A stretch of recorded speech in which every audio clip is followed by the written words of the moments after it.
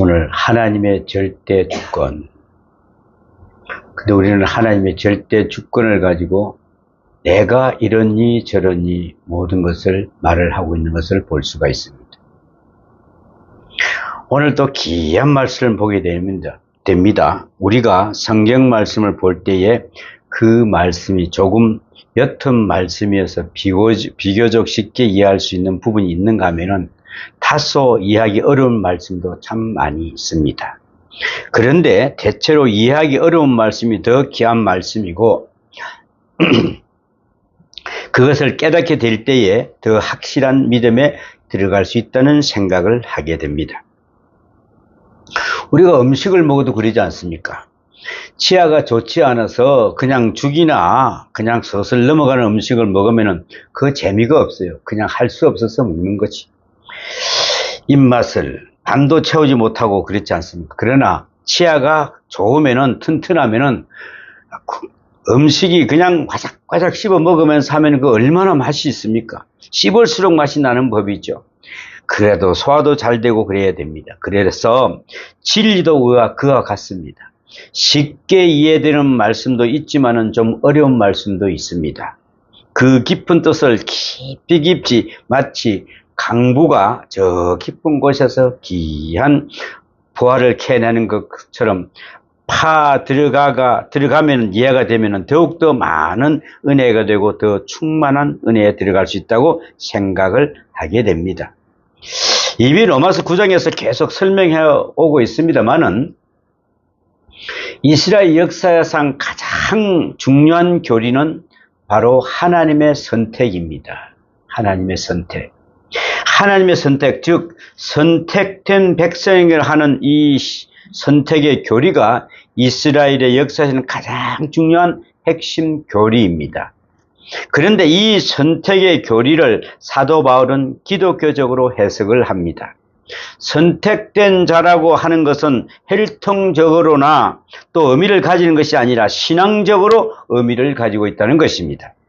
그 신앙의 성격을 말합니다. 나아가서는 직선적으로 예수 믿어서 구원받은 사람들이 바로 선택된 사람이라는 것입니다. 그 선택이 진정한 의미에서 선택인 것입니다. 구약에서 나타난 선택의 교리는 오히려 예표입니다. 그림자입니다. 이 예언적인 것에 불과한 것입니다.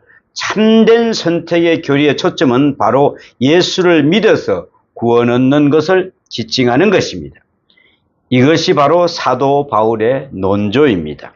그런 중에 어떻게 선택의 교리를 말하고자 하면은 언제나 우리는 그 중심부를 어디에 두어야 되는고 하니 하나님의 은총에 두어야 합니다. 하나님의 은총. 하나님의 은총은 절대적 주권, 하나님의 불가항력적 은혜, 강권적 은혜, 그렇게 생각을 해야 됩니다. 그 강권적 은혜 안에서 어떤 사람은 구원을 받고 어떤 사람은 오히려 은혜 속에서 마음이 강팍해지는 것을 볼 수가 있습니다. 어떤 사람은 은혜를 은혜로 받아들이고 어떤 사람은 점점 더 마음이 굳어져서 구원을 받지 못한다. 어떤 사람은 구원을 받고 어떤 사람은 구원받지 못한다. 이렇게 될 때에 여기에 우리의 질문이 하나 있습니다. 이거 참 불공평한 것이 아닌가? 공평치 참 못하다. 그런 회의를 가지기 쉽다는 것입니다. 왜 그런고 하니 구원의 기회가 주어져야 되는데 누구나 구원의 기회가 주어지고야 구원을 받는데 말씀을 드려야 되는데 못 들었거든요. 지금 같은 세상에도 복음을 듣지 못해요. 특히 저 북한 땅에 보면은 아직도 복음을 들을 수가 없는 사람이 태반입니다. 성경을 할 수가 없죠.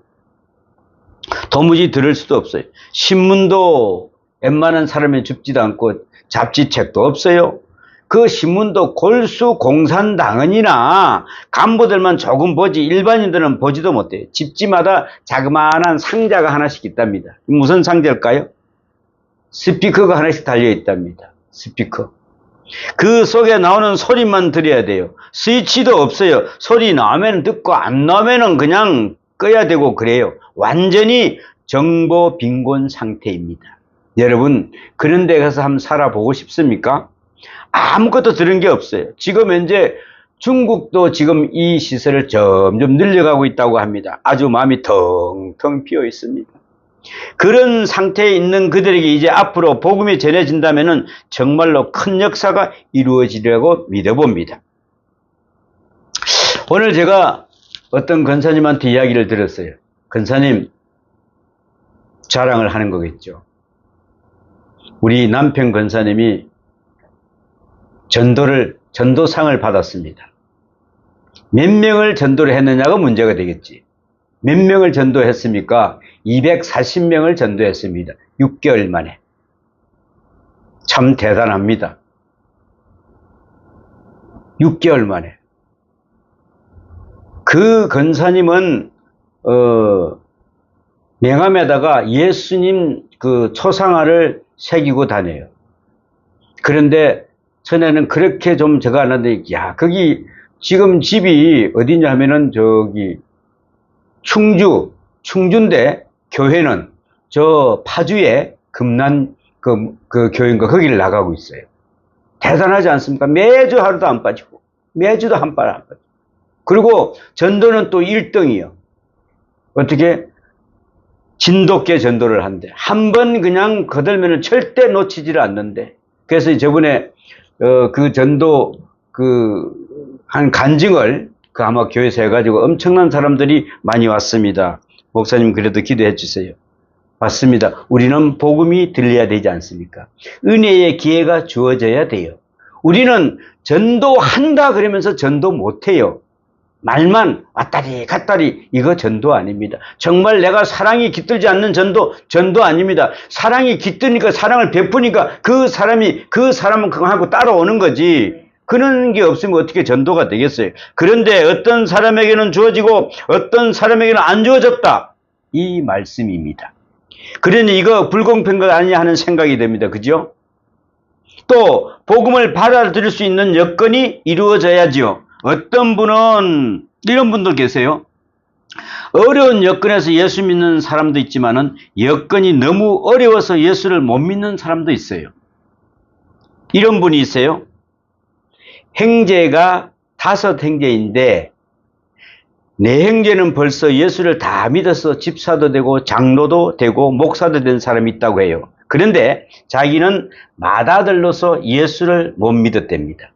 장손이기 때문에 제사 드려야 되기 때문에 그래서 늘 그랬답니다. 나는 장손이니까 제사를 드려야 되니까 교회에 못 나갈 같으니 너희들만 교회에 나가라 그랬대요. 그러다 보니까 동생들을 보고 너희들은 가라, 그래야 바로 살 수 있고 나아가서는 이 나라도 건질 수 있다라고 하면서 이야기를 하면서 다 교회를 내버렸대요. 맨 마지막에 나이로 60하고 70이 가까웠을 때에 교회에 나왔답니다. 자, 여러분, 이분들은 물론 깨우치면 되겠습니다만 그런 용기가 없었어요. 왜? 온 문중에서 숫제 협박을 했답니다.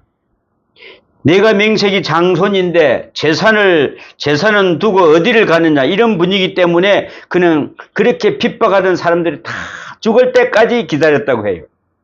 그래 가지고 나이 많은 다음에야 이제 예수를 믿게 된 것입니다. 그리고 보면은 참 오랫동안 사실은 믿는 마음으로 있었던 것 같은 거는 사실일 것 같아요.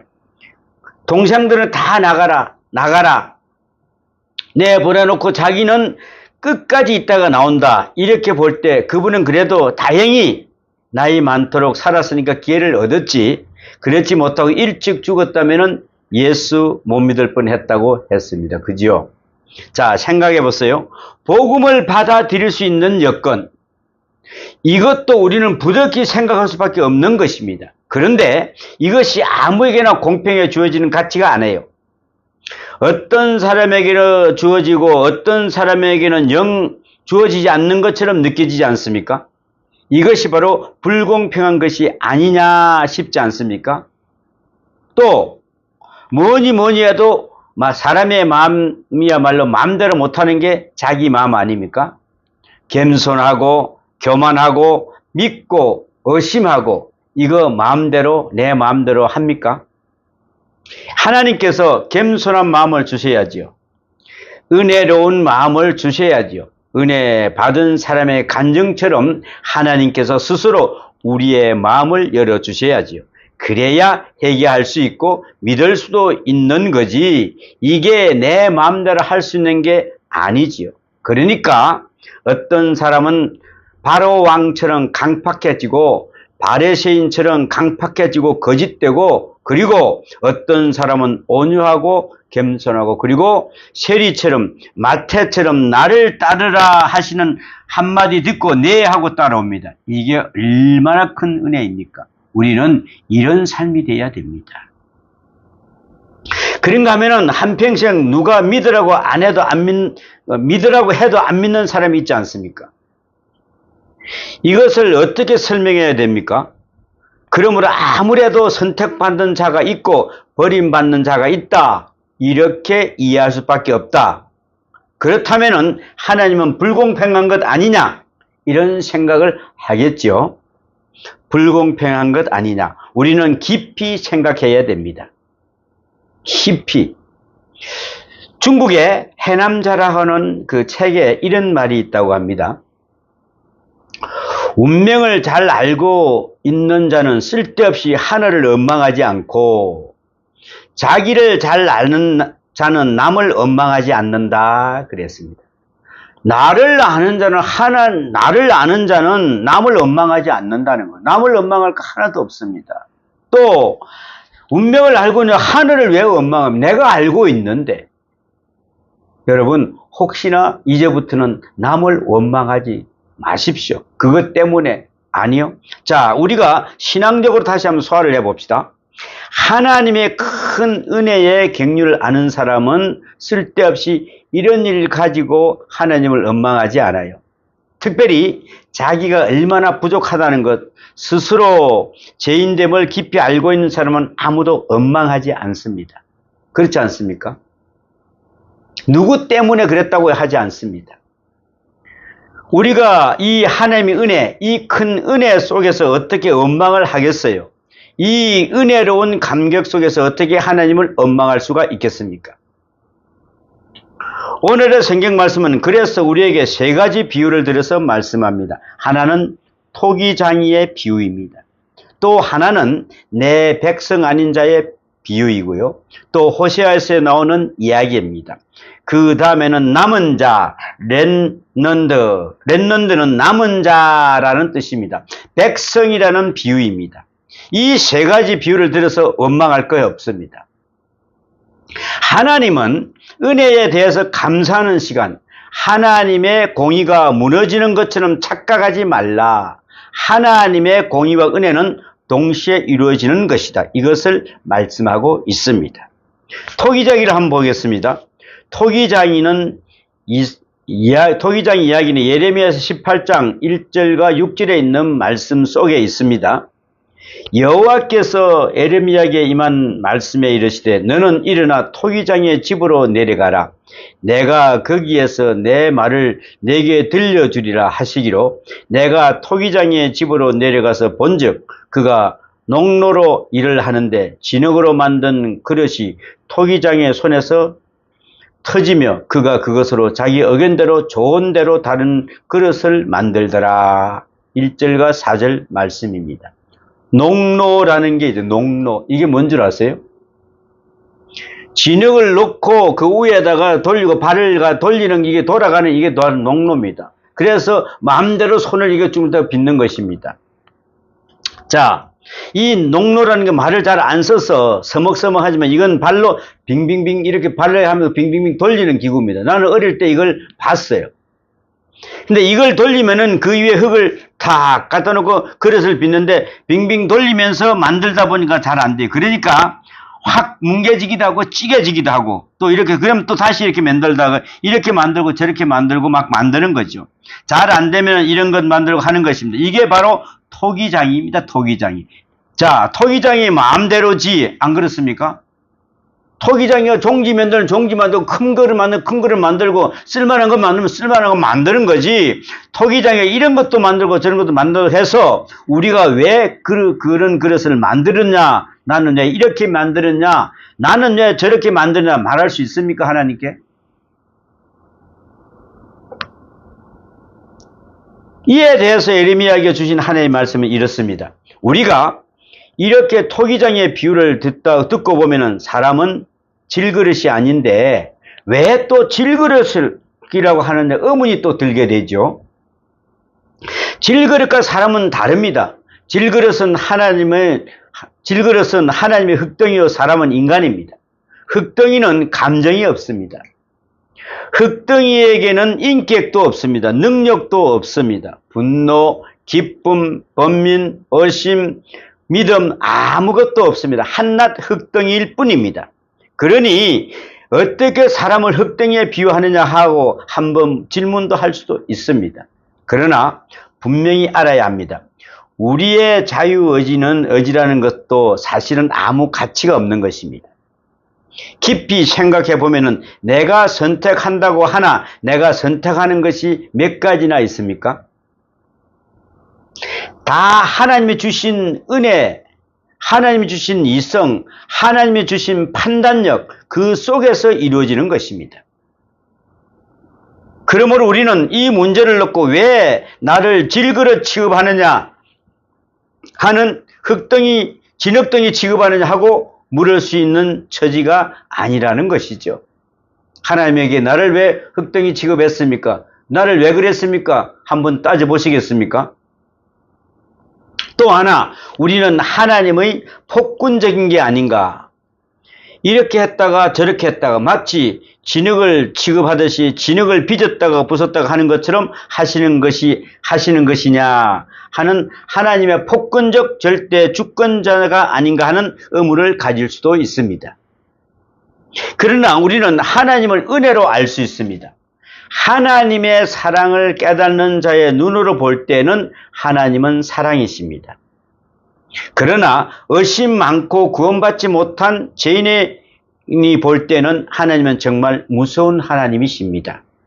진노의 하나님이십니다. 노아의 홍수를 한번 보세요. 얼마나 무서운가요? 이런 하나님이라는 것도 우리가 잊어서는 안 돼요. 그러나 그쪽으로만 생각해서도 안 됩니다.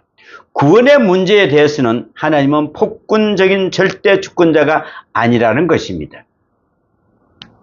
그래서 우리는 이 깊은 뜻을 생각해야 됩니다. 여기에 신비함이 있습니다. 오묘한 하나님의 진리가 있습니다. 영국의 어느 신학자가 이렇게 말하는 것을 그의 책에서 읽을 수 있었습니다. 나는 하나님의 비밀은 하나님께 맡기고 내가 굳이 알려고 하지 않는다. 왜냐하면 그렇게 하는 것이 항상 편하기 때문이다. 그렇게 하는 것이 항상 행복하기 때문이다. 여러분, 나무가 알라고 신경 쓰지 마십시오. 왜 그 꼭 알아가지고 뭐 이렇게 알려고 할 필요도 하나도 없어요. 알 게 뭐가 있습니까? 답답합니까? 모르면 직접 물어보세요. 그게 왜 답답합니까? 나무께.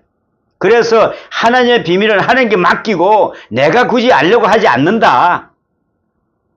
그렇게 하는 게 편하기 때문에 항상 편하죠. 내가 누굴 뭘 알고 있으면 얼마나 골치 아픈 거 몰라. 아, 이 사람 뭘 어떻게 해줘야 되는데, 이래야 되는데, 저래야 되는데, 이렇게 얼마나 복잡한 거 몰라. 하나님의 세계는 믿어야 이해가 됩니다. 믿어야.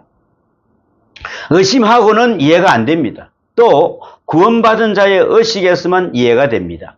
아, 내가 하나님 믿고 구원받았다는 이 의식이 확실히 있어야만 이해가 됩니다. 이 각도에서 해야만이 이해가 됩니다. 구원받지 못한 자의 쪽에서 하나님을 쳐다볼 때에 그것은 이해가 안 됩니다. 그 점은 꼭 우리가 잊지 말아야 합니다. 그러니까 은혜 안에서 소화하게 되면은 합리적으로 은혜가 되는데 은혜를 떠나서 이해하려고 하면은 하나님의 세계는 이해가 되지가 않습니다. 역시 하나님의 세계는 여전히 신비로 남아 있습니다. 그 신비로운 비밀스러운 일을 비밀인 채로 두세요. 그냥 비밀인 채로 두시면 돼요.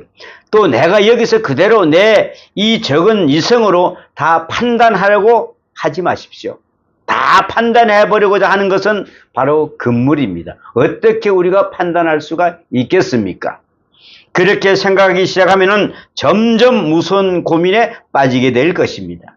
자, 우리가 깊이 생각해야 됩니다. 이제 토기장애의 문제를 놓고 생각해 봅시다. 세 가지를 생각하게 되는데, 첫째는 하나님의 절대적 은총입니다. 절대적 은총. 여기에 항의할 것도 없고 불평할 것도 없습니다.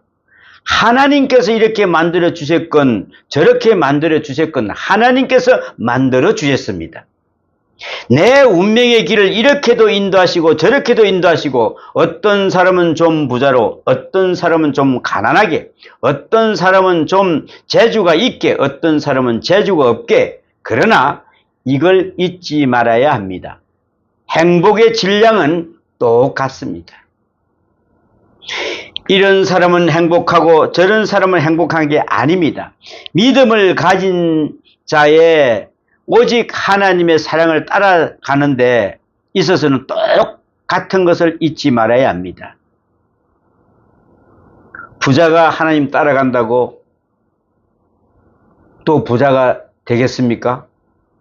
가난뱅이가 하나님을 따라간다고 가난뱅이처럼 살 수 있겠습니까?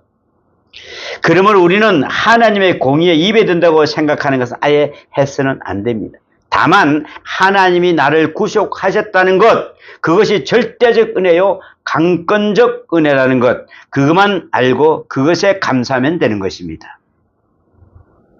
내가 감사하면서 왜 저 사람을 버리셨습니까?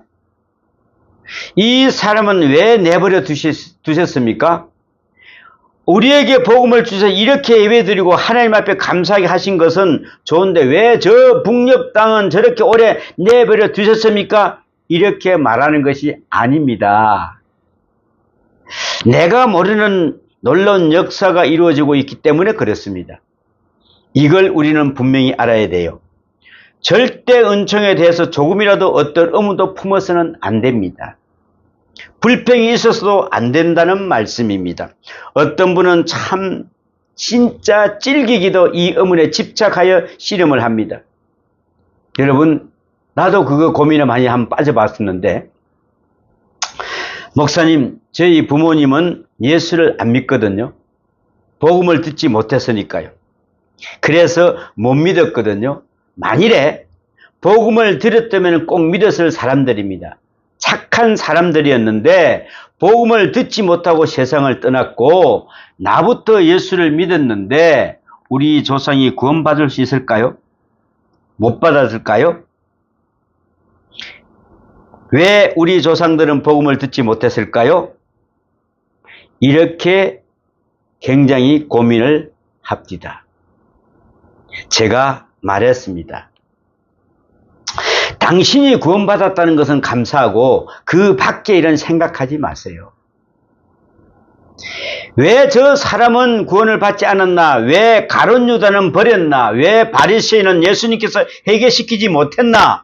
능력이 부족하신 것일까? 이렇게 생각하지 마시라는 겁니다. 우리는 분명히 알아야 합니다. 나를 구원하신 하나님의 절대 은총에 대한 감사, 이것이 바로 하나님의 공의를 절대 무리트는 것이 아니라는 것을 생각해야 됩니다. 왜 하나님이 내 죄는 용서하시고 저분의 죄는 용서하지 않으셨습니까? 이런 질문은 오히려 하나님을 공의를 떠나서 묻는 질문이 된다는 것입니다. 여러분, 이렇게 나를 믿게 해준 그 은혜만 감사하시면 됩니다. 두 번째로 생각할 것은 그런즉 질그릇이 토기장이 항의할 수는 없어요. 그죠? 질그릇이 나를 왜 이렇게 만들었습니까? 이왕이면 좀 좋게 요모양 요따구로 만들었냐고 이렇게 항의할 수 있어요? 피조물이 창조주를 향해서 나를 왜 이렇게 만들었습니까? 왜 이런 환경에 살게 했습니까? 왜 이렇게 했습니까? 하는 것입니다. 그걸 아는 것입니다. 그렇게 하는 거 아닙니다. 그죠? 누구에게나 은혜에게는 똑같이 주어지고 있기 때문입니다. 주님의 뜻을 따라서 만들어진 것 뿐입니다. 현재는 차이가 나는 것 같아도 멀리 미래지향적으로 보면은 차이가 없어요. 또 피상적으로 볼 때에, 현상적으로 볼 때에 다른 것 같아도 깊이 들어가 보면은 다른 게 없어요. 여러분, 우리가 이걸 아십니까? 여러분 생각에는 돈 많은 사람이 행복할 것 같지요? 그죠? 돈 많은 사람이 행복할 것 같죠? 절대 행복하지 않아요. 돈 많아 보지 못했으니까 잘 모르지요. 그죠? 만약에 여러분이 몇 조를 가지고 있다고 생각하면 행복할 것 같아요? 절대 행복하지 않습니다. 그렇다면은 그런 줄 알아요, 그냥. 응? 또 가난하고 병들기만 하면은 다 불행한 것 같지요? 그런 것도 아닙니다. 절대로 창조주를 향한 의의를 제기하지 마십시오. 이게 바로 공평입니다. 이게 은혜라는 말씀입니다. 토기장이가 만들었으면 만든 것이지 왜 이렇게 만들었냐고 어디다 대고 항의를 해요. 항의를 하기는. 하나님은 넉넉히 주셨어요. 필요한 거 다 주셨어요. 충분히 행복할 수 있도록 주셨어요. 여기서부터 생각하고 출발해 보세요. 분명히 넘치는 은혜에 살 수 있을 것입니다. 또 세 번째는 하나님께서 뜻하신 목적이 있어요. 우리가 볼 때는 좀 덜 행복하고 덜 불행해질는 몰라도 하나님께서는 마찬가지로 다 쓸모가 있어요. 하나님께서는 다 아름답게 보세요. 그것만은 알아야 돼요. 그릇이라는 것은 하나의 퍼나먼한입니다. 퍼나먼한. 이거 하나의 현상에 불과하다. 퍼나먼한 하나의 현상이다. 문제는 절대 가치가 있고 상대적 가치가 있는 것이다. 주인은 주인입니다. 어디까지나 하나님이 주인이 있어요. 모든 그릇의 주인은 하나님이십니다. 이런 그릇이건 저런 그릇이건 또 하나는 하나님께서 쓰시는 것입니다. 귀하다고 하는 것은 그 자체가 귀할 수도 있지만은 그보다 중요한 것은 귀하게 쓰이면 귀한 것입니다. 그죠? 디모데후서 2장 21절에 보니까 보는 바와 같이 깨끗하면 쓰여져요. 깨끗하면은 금그릇 은그릇 논할 것 없어요. 다만 깨끗하기만 해라. 그러면은 주인이 쓰심에 합당하다 그 말씀입니다. 여러분, 내가 먼저 깨끗해졌는가 생각해 보세요. 내가 어떤 모습으로 살고 있나 이거부터 보라 이 말입니다. 왜 내가 질그릇이십니까 하고 말할 필요가 없습니다. 깨끗하기만 해요. 얼마든지 쓰실 테니까요. 금그릇이라도 들어오면은 소용이 없습니다. 절대적 가치를 생각하고 다시 상대적 가치를 생각합니다. 문제는 그 그릇 자체가 의미가 있는 것이 아니라 쓰임의 문제가 있고 쓰여질 때에는 깨끗하게 하면 쓰여지는 것이고 또 주인의 의도대로 쓰이는 것입니다. 이런 것을 이렇게 쓰여지고 저런 것은 저렇게 쓰여져요. 천한 것도 필요합니다. 천한 것도. 천한 일도 있으니까요. 천한 일에 쓰여져야 될 것 아니겠습니까? 무엇인가 쓰여져야 되지요. 또 고귀한 일은 고귀한 대로 쓰여져야 되는 것입니다. 그러므로 주인이신 하나님이 쓰시는 목적의 앞에서 우리는 공평을 인정해야 됩니다. 어떤 것 간에 우리는 쓰임받는 그런 삶이 되어야 됩니다. 하나님이 쓰신다고 할 때에 하나님은 어떤 경우도 쓰십니다. 좀 더 나아가서는 순간적으로 볼 때는 오해가 있어요. 부분적으로 볼 때에도 거기에 이해가 되지 않는 부분도 있습니다. 그러나 영원한 빛에 비춰 볼 때는 다 쓸모가 있어요. 전체로 하나님의 구원의 큰 드라마 속에서 볼 때는 다 필요한 것입니다. 다 필요한 일들입니다. 우리가 영화 같은 것을 봅니다. 작품 가운데서 보면 깡패가 나오고 총을 쏘고 하죠. 그럴 때에 참 잔인하다. 참 잔인하다. 왜 저런 장면을 보여주나 할지는 몰라도 그 장면이 있어야 저 마지막에 가서 착한 사람이 착한 사람으로 잘 나타날 수가 있거든요. 나쁜 사람은 어떻게 착한 사람을 할 수가 있겠어요? 그 작품성 그것이 없이는 이루어지지 않습니다. 또 우리가 그림을 한번 보자고요. 더구나 서양화 같은 그림을 그린 것은 기름으로 막 이것저것 막 더덕더덕 붙여 갖다 놓은 것도 있어요. 한 개를 쳐다보면은 그것은 그냥 볼품이 없는데 그냥 멀리서 그림을 바라볼 때는 어떤 사람은 한눈을 깔고 또 눈을 보라고 해요. 그럴 때에 그 그림이 확 살아오르는 것이랍니다. 전체적으로 보아야지 부분적으로 보면 안 된다 그랬습니다. 그러니까 우리는 나무를 보지 말고 숲을 보라 그랬습니다. 그죠? 순간적으로 보면 안 돼요. 그와 같이 우리의 모든 생활은 하늘나라에 가서 다시 돌아보면 알 것이다 그랬습니다. 내가 왜 가난했던가? 내가 왜 고독했던가? 내가 왜 어려운 일을 당해야만 했던가? 아마 그때에 가서는 그 어려운 일을 당했던 일을 하나님 앞에 감사할 수밖에 없을 것입니다. 그 시간에 있었기 때문에 오늘 내가 있는 것이다. 그렇지 않습니까? 우리는 아무 질문할 것이 하나도 없어요. 왜 악한 사람을 버려둡니까? 왜 악한 사람을 버려둡니까? 원망할 것도 없고, 왜 선한 사람을 고통에 내버려둡니까? 그런 질문할 것도 못 됩니다. 우리는 보면 요즘 보면 막 그냥 저 악한 들 좀 안 집어넣고, 저거 그냥 하나님은 대답하실 것입니다. 조금만 기다려봐라. 전체적으로 봐라 하고요. 그 모든 일이 다 있어서 합동하여 선을 이루는 것입니다. 본문에서 귀한 그릇이라고 하면은 유대 사람입니다. 천한 그릇이라고 하면은 이것은 이방인들입니다. 유대 사람들은 유대 사람들대로, 이방인은 이방 사람들대로 천하고 귀한 그릇이 다 하나님 앞에서는 필요한 그릇입니다. 하나님의 영광을 위해서 꼭 필요하고 만백성을 구원하는 이 선교적 사역을 위해서 필요한 일들이라는 것입니다. 이것이 바로 바울의 견해입니다. 그리고 오늘 본문 22절에 보면은 준비된 진노의 그릇이라는 말이 있어요. 준비된 진노의 그릇. 그리고 오래 참으세요. 하나님께서 간용하세요. 이건 진노의 그릇인데 왜 깨버리지 않고 왜 오래 둡니까? 불평이지만은 아닙니다.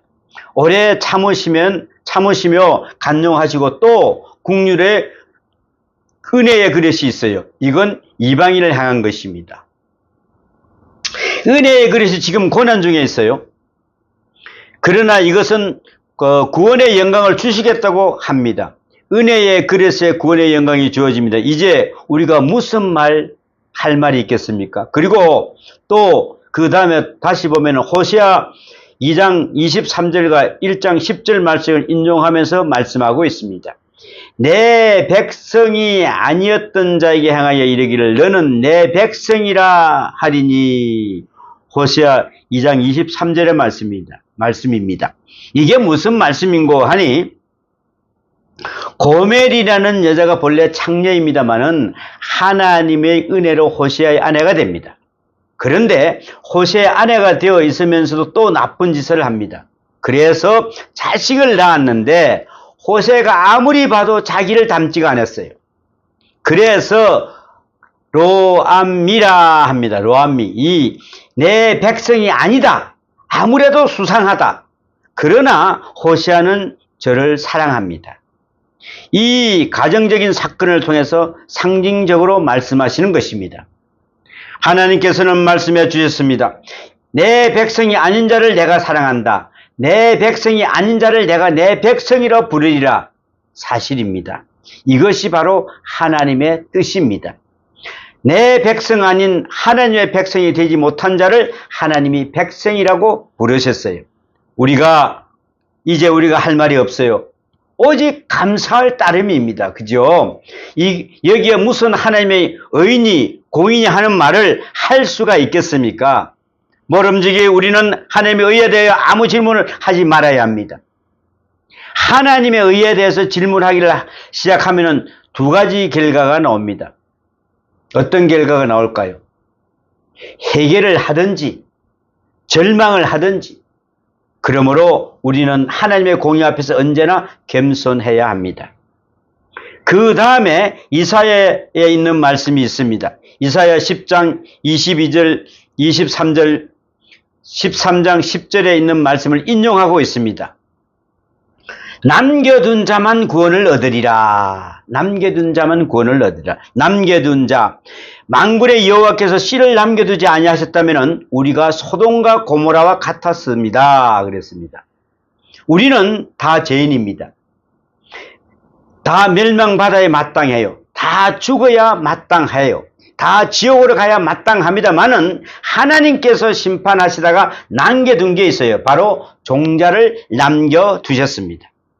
그러므로 이 종자를 통해서 다시 구원의 역사를 이루어서 남겨둔 자를 가리켜 렘넌트라고 합니다. 이 남겨둔 자, 남은 자, 이건 하나님의 절대의 은혜입니다. 왜 그것까지 다시 다 멸하지 않으셨습니까? 이렇게 말할 수가 있겠습니까? 다 없애버리지. 그래야 공의가 실천되는 거 아닙니까? 멸할 바에 싹 멸하지 왜 남겨두셨습니까? 이런 말을 할 수 있습니까? 여기 하나님의 공의가 있습니다. 그 속에 은혜가 있습니다. 이것을 우리는 잊지 말아야 합니다. 하나님께서는 씨를 남겨두셨어요. 그래서 그를 통해서 많은 백성을 구원하시고자 하십니다. 하나님의 은혜입니다. 사실입니다.